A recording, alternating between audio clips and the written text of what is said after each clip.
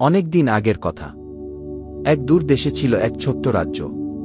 সেই রাজ্যে ছিল এক দয়ালু রাজা আর তার একমাত্র মেয়ে রাজকুমারী অমিতা। অমিতা ছিল অপূর্ব সুন্দরী। তবে তার সবচেয়ে আশ্চর্য বিষয় ছিল তার চুল। তার চুল ছিল সোনার মতো ঝকমকে, আর যখন বাতাসে উড়ে যেত তখন তা এমনভাবে জ্বলজ্বল করত যেন সূর্য নিজে তার মধ্যে লুকিয়ে আছে।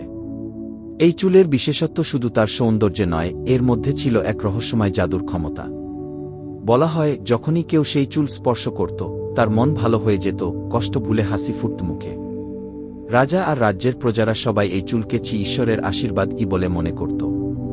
একদিন এক নিষ্ঠুর জাদুকর, যার নাম ছিল কালসুর, রাজ্যের কাছে এসে তার অদ্ভুত ক্ষমতার খবর পেল।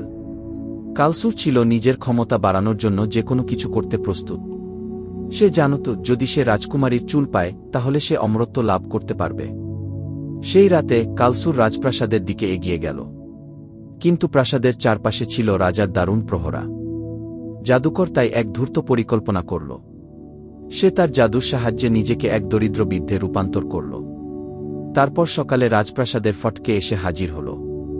বৃদ্ধ রূপে সে বলল, দয়া করে আমাকে একটু আশ্রয় দিন, আমি বহুদিন ধরে না খেয়ে আছি। ও অমিতার দয়ালু মন কাঁদল, আর সে নিজের হাতে তাকে খাবার দিল।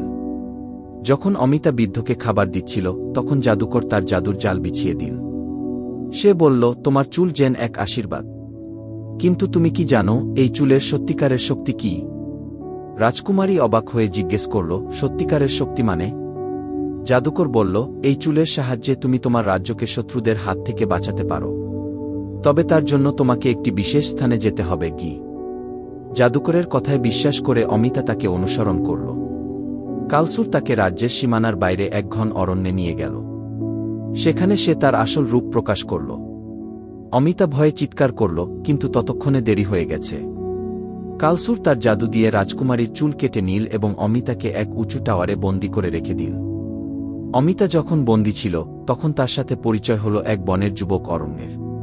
অরণ্য ছিল এক সাহসী এবং দয়ালু যুবক, যে অরণ্যে ঘুরে ঘুরে গাছপালা ও পশুপাখিদের যত্ন নিত।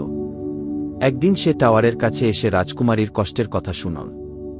রাজকুমারী তাকে সব কিছু খুলে বলল। অরণ্য প্রতিজ্ঞা করল, আমি তোমাকে মুক্ত করব এবং তোমার চুল ফিরে আনব।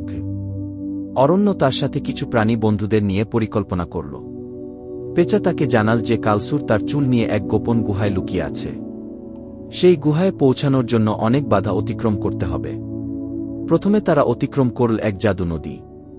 সেই নদী পার হওয়ার জন্য তাদের উত্তর দিতে হল কিছু কঠিন ধাঁধার। অরণ্য তার বুদ্ধি দিয়ে সেগুলো সমাধান করল। এরপর তারা পৌঁছাল এক বিষাক্ত বনের মাঝে। বনের গাছপালাগুলো ছিল জীবন্ত এবং তারা সবাই কালসুরের অনুগত ছিল। অরণ্য আর তার বন্ধুদের একতাবদ্ধ চেষ্টায় তারা সেই বন পাড়ি দিল। অবশেষে তারা পৌঁছাল কালসুরের গুহায়। কালসুর তখন তার জাদুর বইয়ের সাহায্যে আরও শক্তিশালী হওয়ার চেষ্টা করছিল। অরণ্য আর তার বন্ধুরা মিলে তাকে আক্রমণ করল।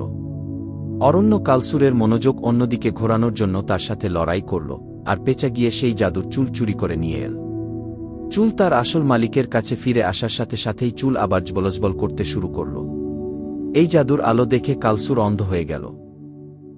রাজকুমারীর চুলের সত্যিকারের শক্তি তার শত্রুদের ধ্বংস করা।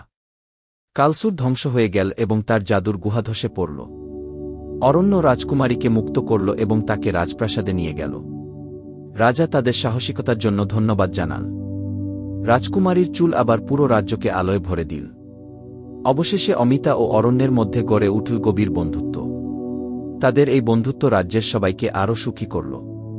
এভাবেই রাজকুমারী অমিতা তার চুলের জাদু দিয়ে শুধু নিজের রাজ্য নয়, সবার হৃদয় জয় করেছিল।